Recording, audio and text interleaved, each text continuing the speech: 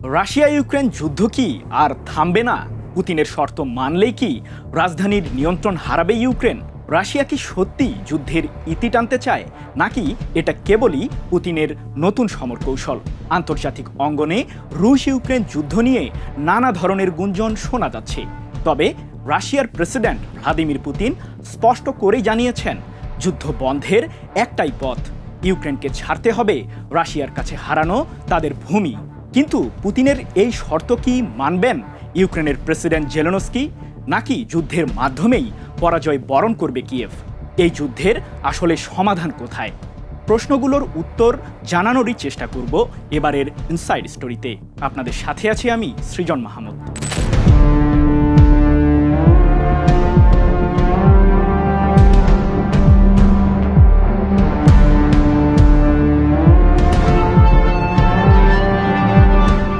রুশ ইউক্রেন যুদ্ধের শান্তি আলোচনায় এখন প্রধান বাধা হয়ে দাঁড়িয়েছে প্রেসিডেন্ট ভ্লাদিমির পুতিনের দেওয়া শর্ত। আর সেসব শর্ত ইউক্রেন না মানলে এই যুদ্ধ চালিয়ে যাওয়ার হুমকি দিয়েছেন রুশ প্রেসিডেন্ট। এমনকি যুদ্ধের ময়দানে শান্তি না ফিরলে ইউক্রেনকে হারাতে হবে আরও বেশি অঞ্চল, এমন সতর্ক বাণীও দিয়েছেন পুতিন। প্রশ্ন হলো, ইউক্রেনকে কি এমন কঠোর শর্ত দিয়েছেন রাশিয়ার প্রেসিডেন্ট? যুক্তরাষ্ট্রসহ পশ্চিমাদের বিভিন্ন ধরনের নিষেধাজ্ঞার কবলে জর্জরিত রাশিয়া, কিন্তু যুদ্ধের মাঠে নিজেদের অবস্থান টিকিয়ে রাখতে হাল ছাড়েনি পুতিনের সৈন্যরা। তাই তো রুশ প্রেসিডেন্ট বেশ জোর গলায় বলেছেন, যুদ্ধের ময়দানে সর্বত্রই আমাদের ইতিবাচক গতিশীলতা রয়েছে। আর ইউক্রেনের বিরুদ্ধে শান্তি চুক্তির শর্ত হিসেবে পুতিন বলেছেন, ক্রিমিয়া, ডনবাস এবং দক্ষিণ ও পূর্ব ইউক্রেনের একটি অংশ রাশিয়ার কাছে ছেড়ে দিলেই কেবল এই যুদ্ধের সমাপ্তি হতে পারে। ইউক্রেনের প্রেসিডেন্ট জেলেনস্কির উদ্দেশ্যে পুতিন বলেন, যুদ্ধের ময়দান থেকে ইউক্রেনীয় সৈন্যদের প্রত্যাহার করতে হবে, তাহলে যুদ্ধও বন্ধ হবে। যদি তারা পিছু না হটে, তাহলে আমরা সামরিক উপায়ে আরও অঞ্চল দখল করব। সম্প্রতি এক প্রতিবেদনে এমন তথ্যই জানিয়েছে কাতার ভিত্তিক সংবাদ মাধ্যম আল জাজিরা। কিন্তু ইউক্রেন কি পুতিনের দেওয়া শর্ত মানবে? যুদ্ধের ময়দান থেকে সৈন্য প্রত্যাহার করলে ইউক্রেনের রাজধানী কিয়েভের দখল নেবে রাশিয়া, এমনটি জানিয়ে ইউক্রেনের প্রেসিডেন্ট কার্যালয়ের প্রধান আন্দ্রি ইয়েরমাক বলেন, ভলোদিমির জেলেনস্কি যতক্ষণ প্রেসিডেন্ট হিসেবে দায়িত্বে আছেন ততক্ষণ পর্যন্ত মস্কোর কাছে অঞ্চল ছেড়ে দেওয়া নিয়ে কোনো ধরনের চুক্তিতে যাবে না কিয়েভ। তাহলে কি বিনা শর্তেই জেলেনস্কির সাথে শান্তি চুক্তি করবেন পুতিন? যুদ্ধ বন্ধ করতে ইউক্রেনের উদ্দেশ্যে শর্ত ছুড়ে দিলেও জেলেনস্কির সাথে কোনো ধরনের চুক্তিতে না যাওয়ার ঘোষণা দিয়েছেন রুশ প্রেসিডেন্ট পুতিন। ইউক্রেনের বর্তমান সরকারকে অবৈধ আখ্যা দিয়ে পুতিন বলেন, যুদ্ধ শেষ করতে চাই আমরা, কিন্তু জেলেনস্কির সাথে কোনো চুক্তি সই করা আইনগতভাবে অসম্ভব। ইউক্রেনীয় নেতৃত্ব প্রেসিডেন্ট নির্বাচনে ভয় পেয়ে একটি কৌশলগত ভুল করেছে, যার কারণে তখন থেকেই প্রেসিডেন্ট হিসেবে অবৈধ জেলেনস্কি। নির্বাচিত প্রেসিডেন্ট হিসেবে 2024 সালের মে মাসে নিজের মেয়াদ শেষ করেছেন ইউক্রেনের ক্ষমতাসীন প্রেসিডেন্ট জেলেনস্কি। কিয়েভের দাবি, সামরিক আইন জারি থাকার সময় এবং রাশিয়ার বিরুদ্ধে যুদ্ধ চলমান থাকায় এই মুহূর্তে নির্বাচন আয়োজন করা সম্ভব নয়। এমনকি চলতি বছরের ফেব্রুয়ারিতে ইউক্রেনের সংসদের আইন প্রণেতারা জেলেনস্কিকে প্রেসিডেন্ট হিসেবে বৈধতা দিতে একটি বিশেষ আইন পাশ করেছেন, যা নিয়েই মূলত প্রশ্ন তোলেন রুশ প্রেসিডেন্ট পুতিন। বিশ্লেষকরা বলছেন, পুতিন তার যুক্তিতে অটল থাকলে কোনো ধরনের শান্তি আলোচনায় সফল হবে না, যার ফলে চলমান যুদ্ধ শেষ করা কঠিন হয়ে পড়বে। ইউক্রেন রাশিয়া যুদ্ধ কি নতুন মোড় নিতে যাচ্ছে? রাশিয়ার বারবার ক্ষেপণাস্ত্র হামলা কি বার্তা দিচ্ছে? পুতিনের লক্ষ্য কি শুধু অঞ্চল দখল, নাকি পশ্চিমা শক্তিকে কৌশলগতভাবে চাপে ফেলা? যুদ্ধের এই পর্যায়ে কিয়েভের অবস্থান কতটা টেকসই? শান্তি চুক্তির আলোচনার মাঝেই কেন নতুন করে হামলা চালালো রাশিয়া? তবে কি পুতিন চাইছেন যুদ্ধক্ষেত্রের নিয়ন্ত্রণে আরও সুবিধাজনক অবস্থান নিতে? চলতি বছরের অক্টোবরেই রাশিয়ার প্রেসিডেন্ট পুতিন ইউক্রেনকে ঘিরে জানিয়ে দেন মস্কোর সফলতার কথা। নিজের ৭৩তম জন্মদিনে রাশিয়ার সামরিক বাহিনীর কমান্ডারদের সাথে বৈঠকে পুতিন বলেন, কৌশলগত লক্ষ্যে এগিয়ে যাচ্ছে আমাদের সশস্ত্র বাহিনী। চলতি বছর এখন পর্যন্ত আমরা ইউক্রেনের প্রায় ৫,০০০ বর্গ কিলোমিটার অঞ্চল দখলে সফল হয়েছি। এদিকে ২৫ নভেম্বর রাতে ইউক্রেনকে লক্ষ্য করে ২২টি ক্ষেপণাস্ত্র ছুড়েছে রাশিয়া, যার মাঝে বেশ কয়েকটি রাজধানী কিয়েভে আঘাত হেনেছে। জেলেনস্কির দাবি, এই হামলায় অন্তত ৭ জন নিহত ও ১৩ জন আহত হয়েছে।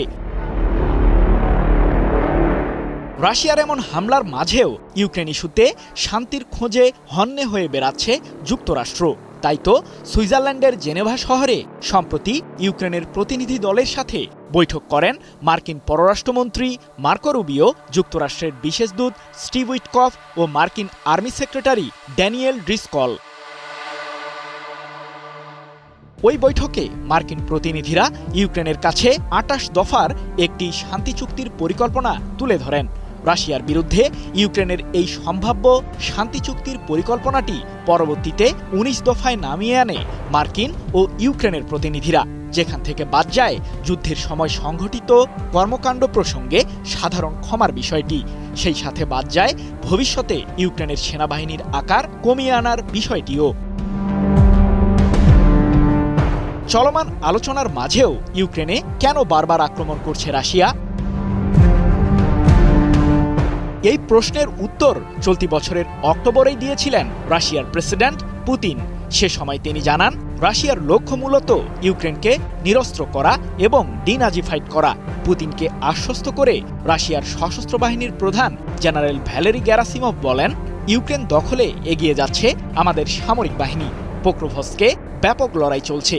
এছাড়াও ইউক্রেনের উত্তর পূর্বাঞ্চল থেকে দেশটির সামরিক বাহিনীকে কোণঠাসা করছে রাশিয়া। তাহলে কি যুদ্ধের নিয়ন্ত্রণ হারিয়ে ফেলছে ইউক্রেন? পোক্রোভস্কের পতন মানে কি ইউক্রেনের দক্ষিণ ফ্রন্ট ঝুঁকির মুখোমুখি? কেন মার্কিন প্রেসিডেন্ট ডোনাল্ড ট্রাম্প বললেন অল্প সময়ের ব্যবধানে রাশিয়ার কাছে হারবে ইউক্রেন? আন্তর্জাতিক গণমাধ্যমগুলো বলছে প্রতিদিনই গড়ে ৩.৫ বর্গ মাইল ইউক্রেনীয় এলাকার নিয়ন্ত্রণ নিচ্ছে রুশ সামরিক বাহিনী। এবার কি তাহলে পুতিনের কাছে আত্মসমর্পণ করবেন জেলেনস্কি? চরম উত্তেজনা বিরাজ করছে ইউক্রেনের পূর্বাঞ্চলীয় শহর পোক্রোভস্কে। গুরুত্বপূর্ণ এই ট্রানজিট হাবটিতে গত কয়েক মাস ধরেই তীব্র লড়াই চালিয়ে যাচ্ছে রাশিয়া ও ইউক্রেনের সেনারা। বিশ্লেষকরা বলছেন ২০২৩ সালের পর সবচেয়ে বড় সাফল্যের কাছাকাছি রাশিয়া, কারণ যে কোনো দিন পোক্রোভস্কের নিয়ন্ত্রণ নেবে রাশিয়ার সৈন্যরা, যাকে প্রায় ২ বছরের মাথায় রাশিয়ার জন্য প্রথম কোনো বড় সাফল্য হিসেবে দেখছেন সমরবিদরা। সম্প্রতি এক প্রতিবেদনে এমন তথ্যই জানিয়েছে মার্কিন সম্প্রচার মাধ্যম এনবিসি নিউজ। আন্তর্জাতিক সংবাদ মাধ্যমগুলোর তথ্য মতে পোক্রোভস্ক মূলত এখন রুশ বাহিনীর নিয়ন্ত্রণে, যদিও শহরটির উত্তরাংশে এখনও ইউক্রেনের সামরিক বাহিনী অবস্থান করছে। তবে পোক্রোভস্কের রেল লাইনের কাছের বসতির পুরো অংশই এখন রাশিয়ার সামরিক বাহিনীর দখলে। চলমান রাশিয়া ইউক্রেন যুদ্ধে পোক্রোভস্কি প্রথম কোনো শহর যার স্থলভাগে নয়, বরং পুরো আকাশের নিয়ন্ত্রণ নিয়েছে রাশিয়ার আত্মঘাতী ড্রোন। চলতি বছরের আগস্টে রাশিয়ার ড্রোন ইউনিটগুলো পোক্রোভস্কের আকাশসীমায় নিয়ন্ত্রণ প্রতিষ্ঠা করে, যার কারণে এলাকাটিতে সামরিক রসদ এবং সৈন্য পাঠাতে বাধার মুখে পড়ছে ইউক্রেন। এদিকে ইউক্রেনের সৈন্যরা ১ বছরেরও বেশি সময় ধরে পোক্রোভস্কে রক্ষায় আপ্রাণ চেষ্টা চালিয়ে যাচ্ছে, যদিও চলতি বছরের ১৫ আগস্টের পর থেকে প্রতিদিন গড়ে প্রায় ৩.৫ বর্গমাইল এলাকার নিয়ন্ত্রণ রাশিয়ার কাছে হারাচ্ছে জেলেনস্কির বাহিনী। অন্যদিকে জেলেনস্কিকে বেশ চাপে রেখেছেন মার্কিন প্রেসিডেন্ট ট্রাম্প। ইউক্রেনের প্রেসিডেন্টের উদ্দেশ্যে হোয়াইট হাউস শাসকের বার্তা, জেলেনস্কি যদি ট্রাম্পের সমর্থিত চুক্তিতে রাজি না হয় তাহলে অল্প সময়ের ব্যবধানে রাশিয়ার কাছে হারবে ইউক্রেন। রাশিয়া ইউক্রেন যুদ্ধ এখন কেবল দুই দেশের সংঘাত নয়, এটি আন্তর্জাতিক রাজনীতির এক জটিল পরীক্ষা, যেই পরীক্ষার ফলাফল এখনও অনিশ্চিত।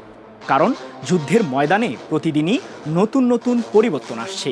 রাশিয়ার সামরিক পদক্ষেপ, ক্রমশ আরও অঞ্চল দখল করা এবং বারবার ক্ষেপণাস্ত্র হামলা সবকিছুই এখন ইউক্রেনের জন্য কৌশলগত চাপ তৈরি করছে। যদিও ইউক্রেন প্রতিরোধে অটল। প্রায় 4 বছরের এই সংঘাত বিশ্বকে একটাই বার্তা দিচ্ছে, যুদ্ধের পরিণতি শুধু সামরিক শক্তি দ্বারা নির্ধারিত নয়, বরং রাজনৈতিক ধৈর্য এবং কূটনৈতিক সমঝোতাও গুরুত্বপূর্ণ।